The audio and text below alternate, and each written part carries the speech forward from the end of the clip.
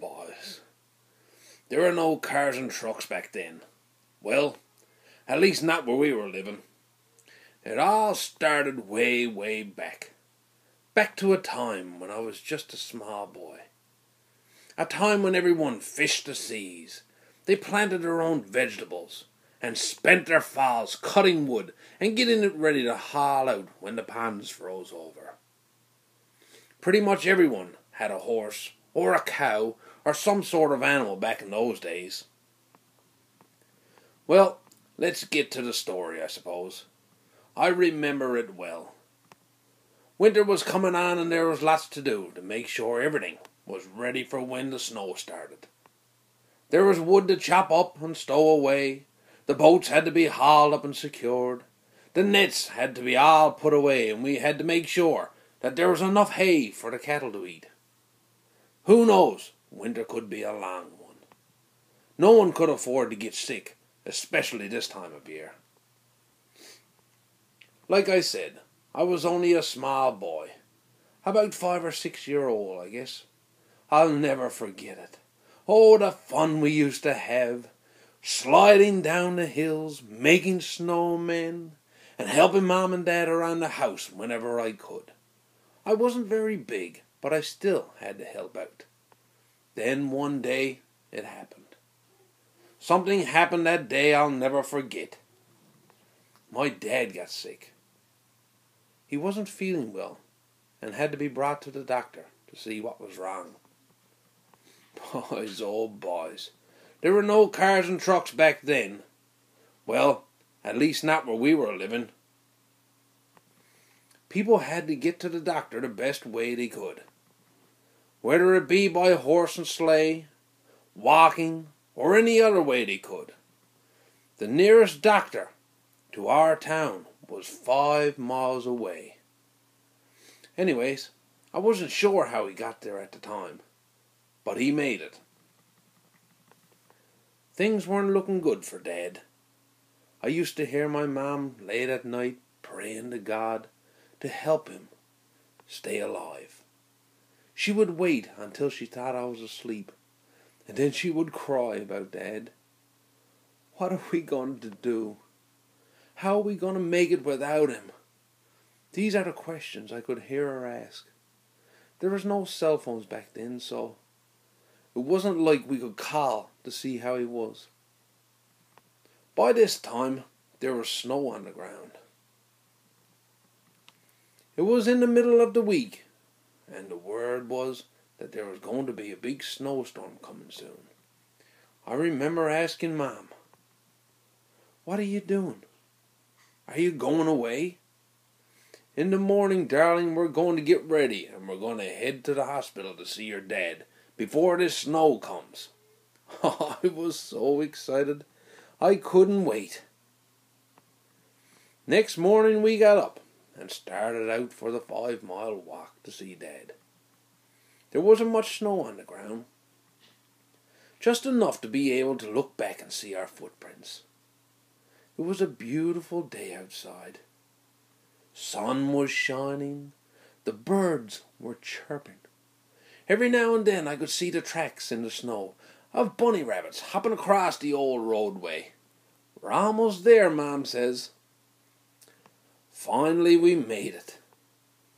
Mom went in and spoke to the doctor. I had to wait outside.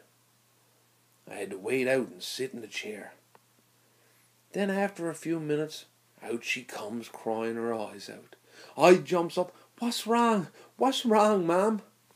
"Your dad's gonna make it," she says. "He's gonna make it." We had to stay here for a couple of nights, though, because of the snow, and hopefully by then he'll be well enough to get out. The snow was falling real hard by this time. For 2 days the snow kept falling. It was the first big snowfall of the year. Everyone was talking about it. You know, it was almost as if it happened for a reason. A reason for us to be able to stay and be with Dad. Then by Friday the doctor came out and said, "You're released. You can go home as soon as the snow holds up." Later on that day, it started to clear away. Skies once again turned blue, snow stopped falling, and everyone was ready to head back home. How beautiful everything looked, with a fresh blanket of white snow. It was meant to happen, I tells you. It was meant to happen. The next part of this story is a part that'll stick in my memory forevermore. We had to get ready to leave, because darkness came pretty quick then, and we didn't want to be walking in the dark with the cold winter's air. On we started. We had so much fun walking back home, I can remember it now. Dad used to stand on one side of me, and Mom stood on the other. Dad held on to one, and Mom held on to the other hand. The snow was so deep, when we used to get to the big drifts, that I couldn't even walk through it. It was up to my waist.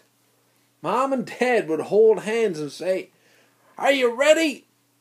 1, 2, 3, go!" Ha ha ha! And then with that they'd lift me up above the snow and they'd let me fall back down a few feet ahead. Ha ha! I loved it. I used to say it again. Do it again. Do it again. Once more with Dad holding my left hand and Mom holding my right one. They'd say it again. "Are you ready? 1, 2, 3, go!"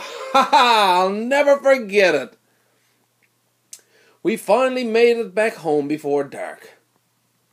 Dad lit the fire, and we all sat down together to get warmed up. What I thought was going to be something bad turned out to be the best time ever. A time in my life with my parents that I'll always remember.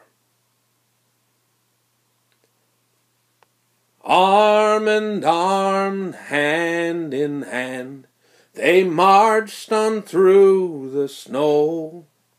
"You're released," said the doctor. "Now they're on their way back home. 5 miles is far for a 4-year-old, and snow to the waist is cold.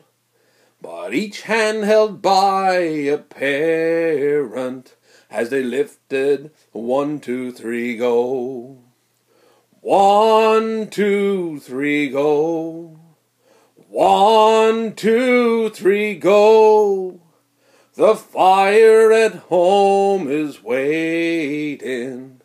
1, 2, 3, go." Each mile was tough, but they pushed on. To the boy it was just a game.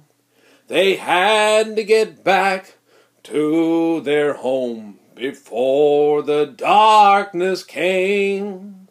When I closed my eyes I could see the plight that they faced on that day. And when the night winds start to howl, I could hear the family say, 1, 2, 3, go. 1, 2, 3, go. The fire at home is waiting. 1, 2, 3, go. 1, 2, 3, go. 1, 2, 3, go. The fire at home is waiting. 1, 2, 3, go.